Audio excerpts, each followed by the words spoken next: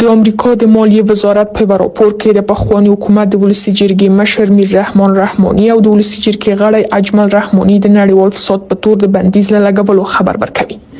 د دې راپور پر بنسټ د پخواني حکومت د دوو چارواکو د امریکا دولت له هغو قراردادیانو څخه چې د افغانستان د امنیتي ځواکونو څخه ملاتړ کولو اختلاس کړی دی. د امریکا د مالیې وزارت د دې پریکړې پر بنسټ د پخواني حکومت د دوو چارواکو شتمنۍ په امریکا کې ضبط او هم هغه بنسټونه چې په هغه کې دوی برخه ولري به کنګل شي.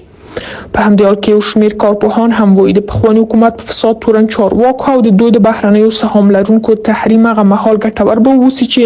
د دوی د فساد د دوستیو په اړه یوه جلا محکمه پریکړه وکړي. در طی 20 سال گذشته جمهوریت تنها میر رحمان رحمانی نبوده بلکه اینجا تقریبا صدها مقامات بلندپایه بزرگ در فسادهای ملی و در خیانتهای ملی و در اختلاسهای کلان دست داشتند. امید است که امریکا یا وزارت خزانداری امریکا با تمامشان تعزیرات نه تنها تعزیرات بلکه ودیا به دادگاه کشانده شود و مال بیت المال، مال یتیما و مال